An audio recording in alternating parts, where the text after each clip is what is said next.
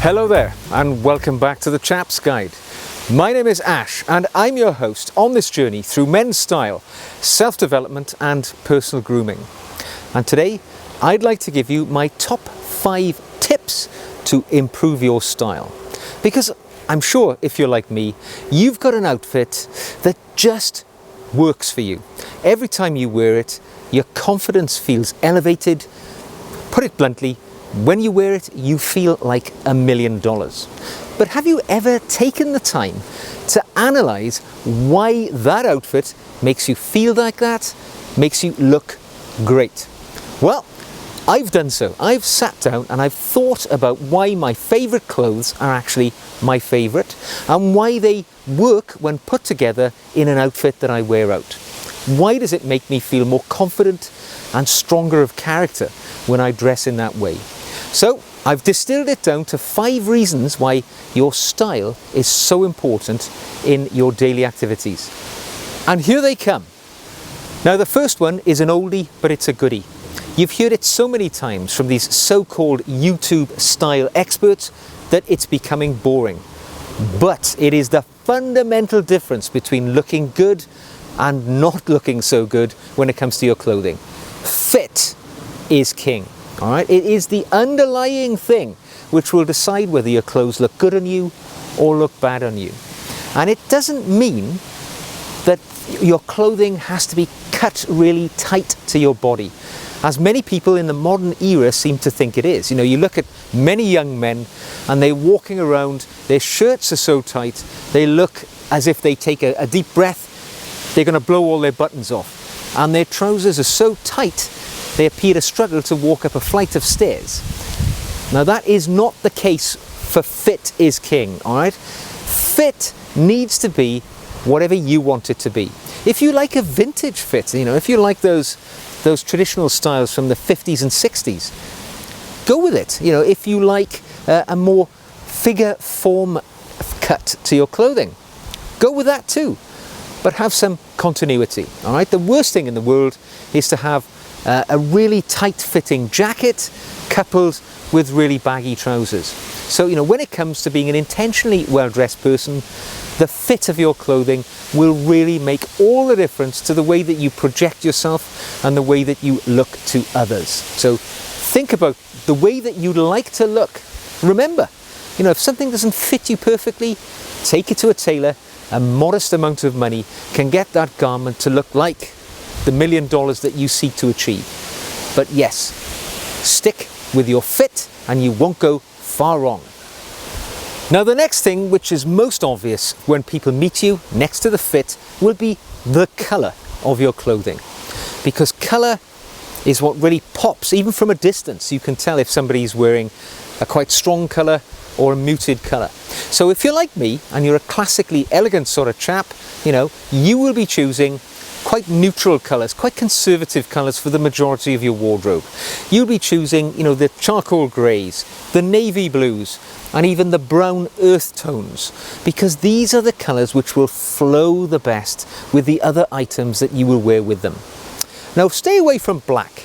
Black is a colour which is very stark and it has a powerful impact over everything else that you wear with it. White the same to a degree, although the beauty of white, particularly if you choose it for your shirts and things like that, is that it marries with everything. It'll easily fit in with pretty much any of the colours that we've talked about. But when you're introducing colour into your clothing palette, in the things like your shirt, your tie, pocket square, socks, even your shoes, make sure that there is harmony amongst the colours that you're wearing. Don't choose colours that don't very well marry together. You know, there are some colours which really don't like being seen together in the same outfit of clothing. So be aware of the colours that work for you. And a little tip, which you won't go far wrong with, never have more than 3 colours in whatever outfit that you're wearing. So if you're wearing a strong coloured jacket, a shirt and a tie, you know, limit it to that. Don't then be introducing things like pocket squares, socks that are, you know, more colour than the palette can handle.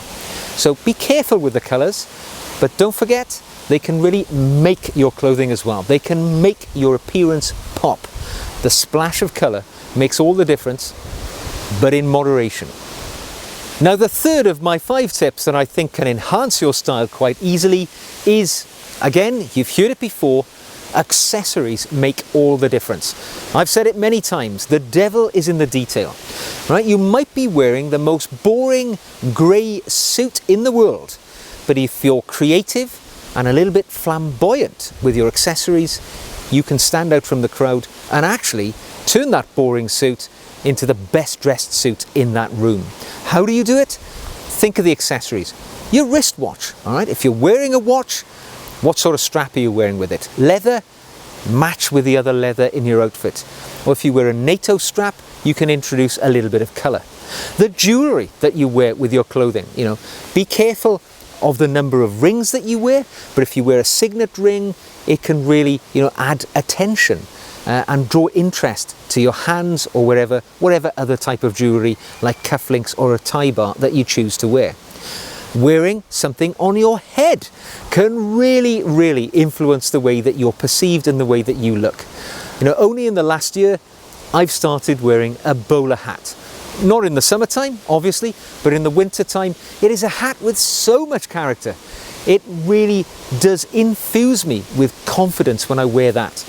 And you can find a hat that works for you too. Be that a trilby, a fedora, a flat cap, but by introducing a cap, it can introduce an injection of style into your clothing. And there's the old classics like the tie and the pocket square.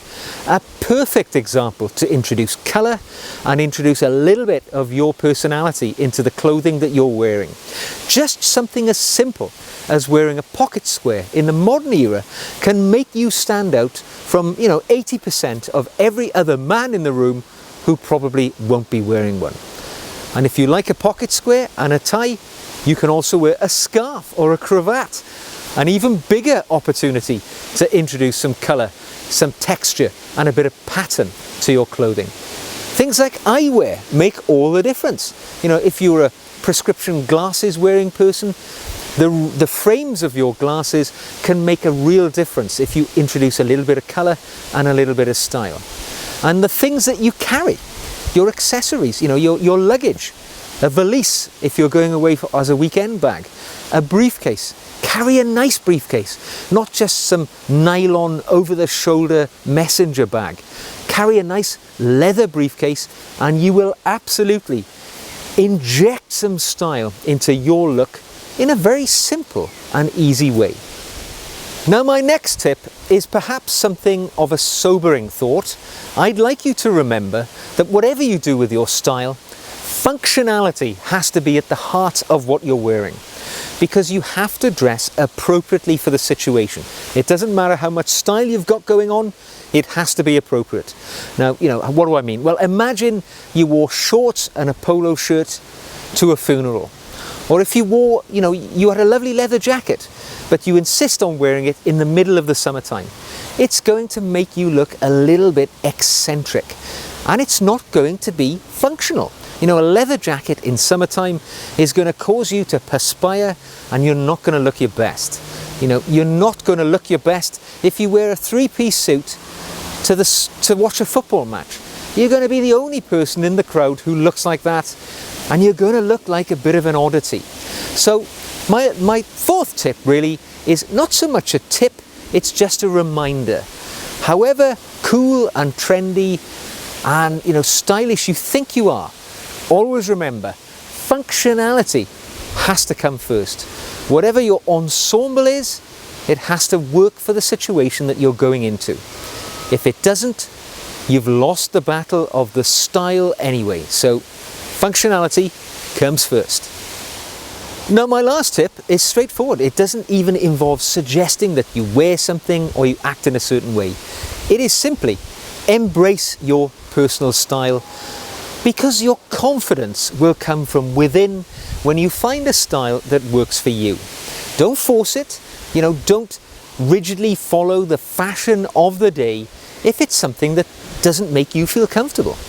As you go about life, you will find things that inherently work for you. You will find perhaps a character who is considered to be a well-dressed man, that you can perhaps follow the path that they have trodden. For me, I'm a huge fan of the 1960s, 50s, that era where men were elegant, sartorially well put together, and you could totally say they were intentionally well-dressed man.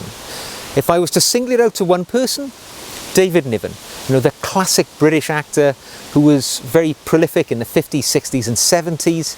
I really liked the relaxed yet smart style he always exuded when he was on screen, and when you saw images of him going about his ordinary life. So find somebody that chimes with you. Look them up, look at them on Pinterest, look at the items that they wear which you think would work for you, and then follow that path. See how it goes for you.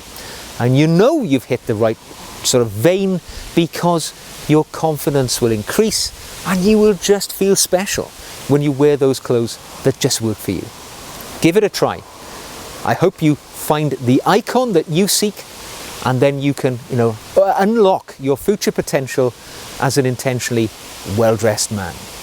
Well, I hope you've enjoyed this discussion today about my 5 tips that can enhance your style simply and actually inexpensively. If you have, of course, I would encourage you to give us a thumbs up. And if you're not already a member, click the red button and join us at the Chap's Guide channel. Our little community is growing and we'd love you to be a part of it.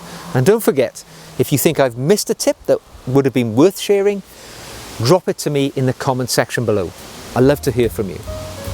Now, until the next time, look after yourselves, stay stylish, and I will see you again very soon.